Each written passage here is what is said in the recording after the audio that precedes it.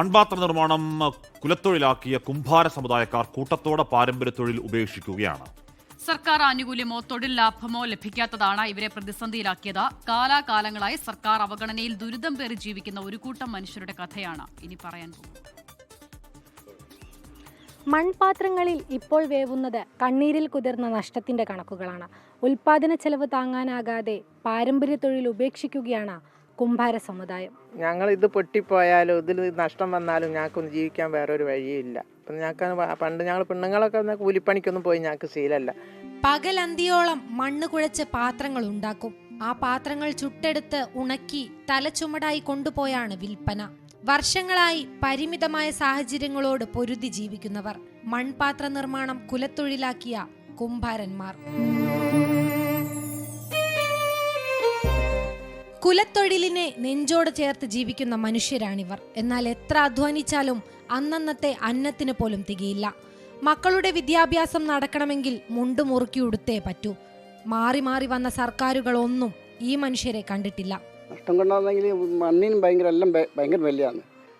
പൂയാന്ന് കിട്ടുന്നില്ല, പിന്നെ വെറും അതൊന്നും കിട്ടുന്നില്ല, പിന്നെ കളിമണ്ണ് അത്രയും തീരം കിട്ടുന്നു. വയലിൽ കുഴിക്കാനും സമ്മതിക്കുന്നില്ല. കുറച്ച് മണ്ണോടും ബാക്കിയുണ്ട്, അത് കഴിഞ്ഞാൽ നാളെ നിർത്തി. കളിമണ്ണിന്റെ ക്ഷാമവും അസംസ്കൃത വസ്തുക്കളുടെ വില വർധനവും നിർമ്മാണ ചെലവിന് ആനുപാതികമായി വിലയില്ലാത്തതുമാണ് പ്രതിസന്ധി. പരമ്പരാഗത തൊഴിൽ വ്യവസായ പട്ടികയിലും ഇവരെ ഉൾപ്പെടുത്തിയിട്ടില്ല. ഇതുവരെ മൺപാത്ര തൊഴിലിനെ പരമ്പരാഗത തൊഴിലായി അംഗീകരിച്ചിട്ടില്ല. ഞങ്ങൾ കഴിഞ്ഞ 10 വർഷക്കാലമായി ഞങ്ങൾ അതിനു വേണ്ടിയിട്ട് കഴിഞ്ഞ ഗവൺമെൻറ്റിന് വേണ്ടി പല നിവേദനങ്ങളൊക്കെ കൊടുത്തിട്ടുണ്ടായിരുന്നു.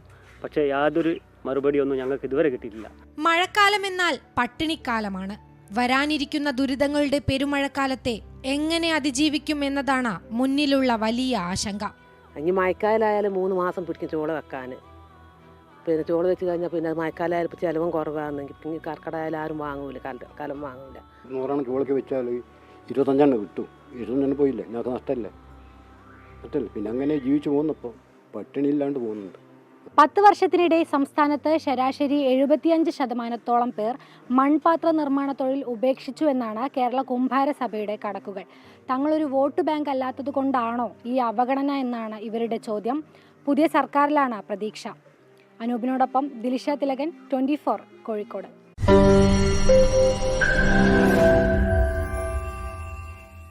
ലോകത്തെവിടെയായാലും ഏത് സമയത്തും 24 വാർത്തകളും ഓഗ്മെന്റഡ് റിയാലിറ്റി പാക്കേജുകളും എക്സ്പ്ലെയിനറുകളും വിശദമായി കാണാൻ ഞങ്ങളുടെ യൂട്യൂബ് ചാനൽ നിങ്ങൾക്ക് സബ്സ്ക്രൈബ് ചെയ്യാം.